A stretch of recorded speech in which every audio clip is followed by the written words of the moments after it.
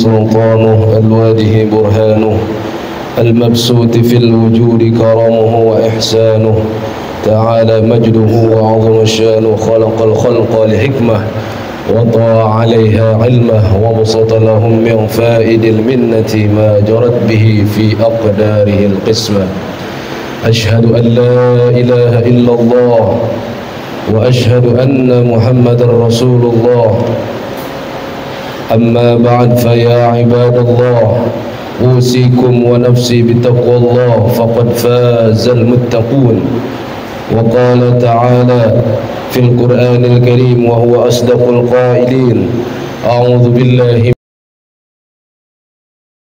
الرحمن الرحيم يا أيها الذين آمنوا اتقوا الله حق تقاته ولا تموتن إلا وأنتم مسلمون وقال تعالى أيضا كلوا مما في الأرض حلالا طيبا ولا تتبعوا خطوات الشيطان إنه لكم عدو مبين وقال رسول الله صلى الله عليه وسلم إن الحلال البين وإن الحرام بين صدق الله مولانا العظيم وبلغ رسوله النبي الحبيب الكريم ونحن على ذلك من الشاهدين والشاكرين معاشر المسلمين puji dan syukur marilah sama-sama kita panjatkan kehadirat Allah henti-hentinya memberikan kita nikmat, yaitu nikmat iman, nikmat Islam serta nikmat taufik dan hidayah yang pada kesempatan oleh Allah Subhanahu wa taala kepada Allah Subhanahu wa taala mudah-mudahan bisa bernilai di sisi Allah Subhanahu bertangkai salam mari sama-sama kita hadiahkan kepada junjungan kita baginda Nabi besar Muhammad sallallahu alaihi wasallam beserta sahabatnya, para pengikutnya, mudah-mudahan sampai kepada kita umatnya yang senantiasa mengharapkan syafaatnya di yaumil qiyamah. Masyaallah, di atas mimbar yang mulia ini izinkanlah Al-Fakir berwasiat umumnya kepada seluruh para jemaah. Mari sama-sama kita tingkatkan ketakwaan kita kepada Allah Subhanahu wa taala sebab takwa merupakan bekal terbaik menghadapi kehidupan di dunia dan juga dalam menjalankan segala perintahnya dan menjauhi segala larangan-larangannya. Mudah-mudahan kita semua digolongkan ke dalam golongan hamba-hamba Allah yang bertakwa. Muslimin wa zumratul mu'minin rahimakumullah. Menukil daripada kitab Minhajul Abidin karya seorang ulama yang bahwasanya Imam Ghazali mengkategorikan rizki ataupun harta menjadi 4. Yang pertama yaitu adalah rizki yang dijamin dan segala apa yang menopang atau menguatkan tubuh kita dan jiwa kita. Yang kedua adalah rizki yang telah ditetapkan oleh Allah Subhanahu wa taala, yaitu adalah rizki yang telah tertulis di Lauhul Mahfuz, masing-masing dibagikan oleh Allah Subhanahu wa taala dan telah ditetapkan oleh Allah Subhanahu wa taala, tidak lebih dan tidak kurang, tidak maju dan tidak mundur, dan apa yang tertulis itu adalah telah ditetapkan oleh Allah Subhanahu wa taala dan dibagi sesuai kehendak dan kuasanya.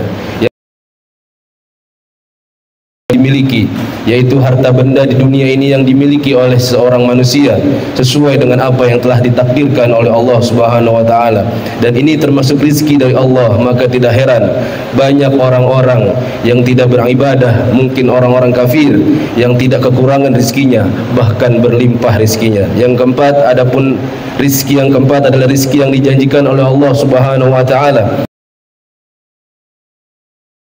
kepada hamba-hambanya dengan syarat bekal ketakwaan dan keimanan, maka itu adalah sebagai rizki yang halal, sebagaimana firman Allah Subhanahu wa taala dalam surat At-Talaq ayat 2, ومن يتق الله يجعل له مخرجا ويرزقه من حيث لا يحتسب ومن يتوكل على الله فهو حسبه إن الله بالغ أمره قد جعل الله لكل شيء قدرا. Dan barang siapa yang bertakwa kepada Allah, niscaya dia akan mengadakan baginya jalan keluar dan memberinya rezeki dari arah yang tidak dia duga. Dan barang siapa yang bertawakal kepada Allah, niscaya dia mencukupinya. Sesungguhnya Allah akan mencapai urusan sesungguhnya Allah telah mengadakan baginya tiap suatu urusan. Ma'asyiral muslimin wa zumratal mu'minin rahimakumullah.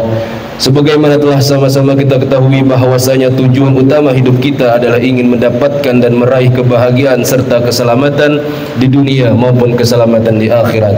Sebagaimana tertulis dalam surat Al-Baqarah ayat 201, wa minhum may yaqulu rabbana atina fid dunya hasanah wa fil akhirati hasanatan wa qina adzabannar.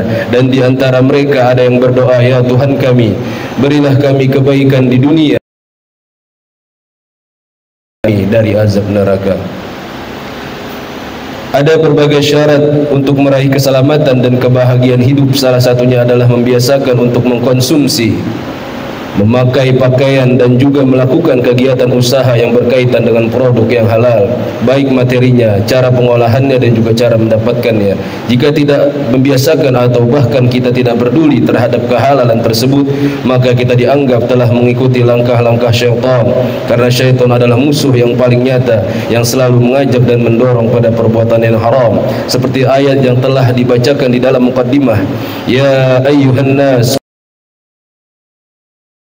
la tattabi'u khutuwatis syaitan innahu lakum aduwwum mubin. Wahai umat manusia, makanlah yang halal, makanlah yang baik dari apa yang terdapat dari bumi, dan janganlah kamu mengikuti langkah-langkah syaitan yang nyata bagimu. Quran surat Al-Baqarah. Ma'asyiral muslimin wa zumratal mu'minin rahimakumullah.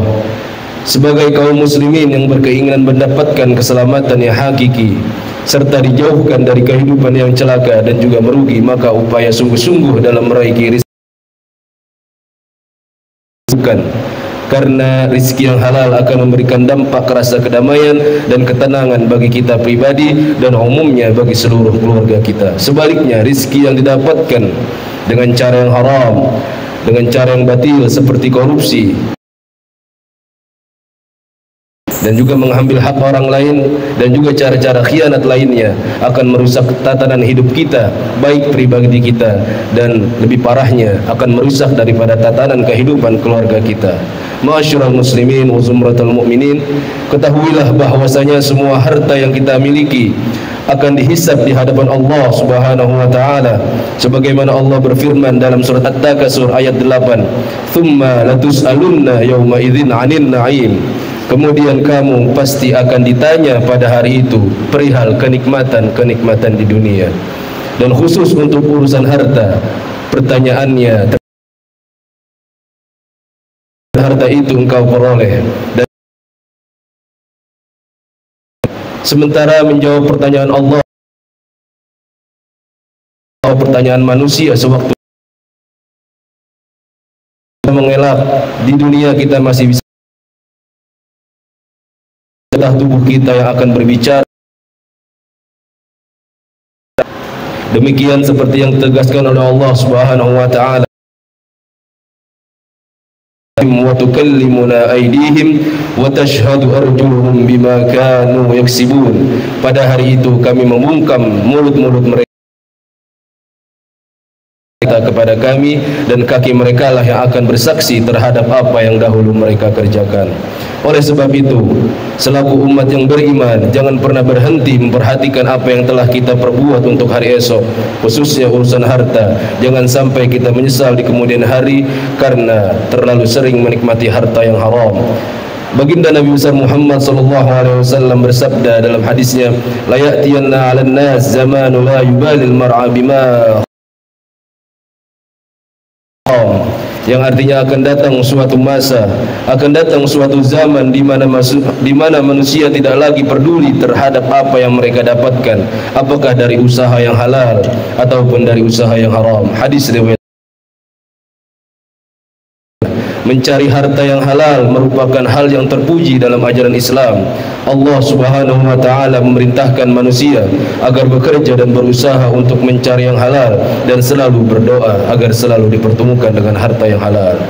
Ma'asyiral muslimin wa zumratal mu'minin rahimakumullah.